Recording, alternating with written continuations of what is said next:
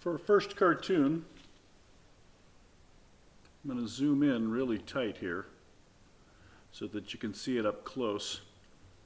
I want you to pay attention to a few things when we draw these cartoons. These are just warm-up cartoons, but I want you to pay close attention to the border and the proportions of the size and shape of the objects so that we can try and replicate them or copy them as closely as possible. This particular style of cartoon is from a French company called Sirigolo.com. And I've borrowed their style and I've altered it just slightly, and I'll show you how in another video. But basically, I'm just going to do a large circle and a smaller circle next to it. One of our vocabulary words is embellishment. And embellishments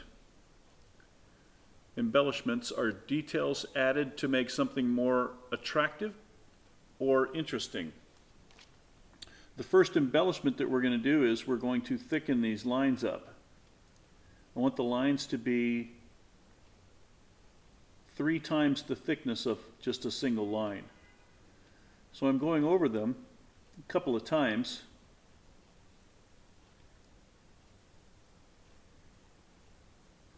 To get them nice and thick. So that's the first embellishment. The second thing I do, this particular website just uses dots for the eyes, but one of my favorite cartoonists of all time, and I think probably the first cartoonist that I ever copied the style of, was Dr. Seuss. And the eyes that Dr. Seuss does look like the letter U thickened up to make it appear like, here's what the way a cartoon eye normally would be. There's a little circle here, which is the highlight where the light hits it. Well, Dr. Seuss just decided to shorten that from this to this. Kind of serves the same purpose, but it's a shortcut that he took, and it's a style that he used throughout all of his books, The Cat in the Hat, Green Eggs and Ham, all of the characters. If you look very closely, the pupils or the dots of the eye look like that. The next thing I'm going to do is draw a semicircle like this, and again I'm going to thicken it up. And then I'm going to draw 2 pointy ears and curve it around like this.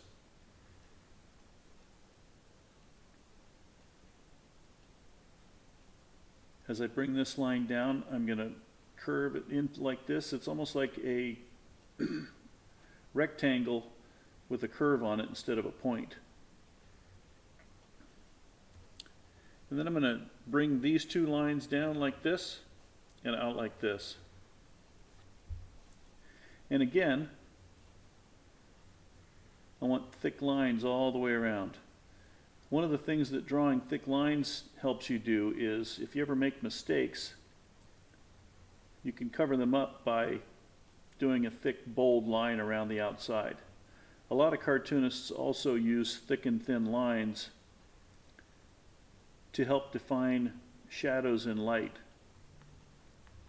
I generally like to draw a thick line around all the way around the outside. But if you want a thinner line on this side and a thicker line on this side, it would naturally appear as though the light was coming from this direction. The nose on this cat is a triangle, but it's upside down, and the edges or the points are rounded off.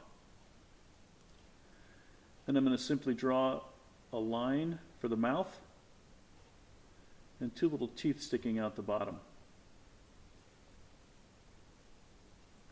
I also like to put little eyebrows on these characters. Really gives them a lot of character.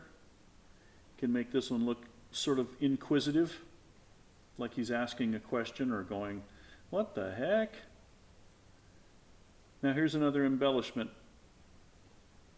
I'm going to draw lines like this all the way across, making sure to start and stop where the eyes, nose, and teeth are. Go all the way down. This is one embellishment. The first embellishment was doing the thick line all the way around. And then the last embellishment, I'm going to take the side of my pencil, and if you're using a mechanical pencil, this is going to take up a lot of lead, so I would suggest getting a regular pencil and sharpening it and using the side of it like this.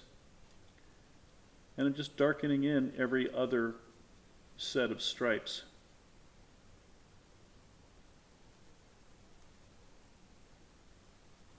So this was the first cartoon that we did in the 2022-2023 school year.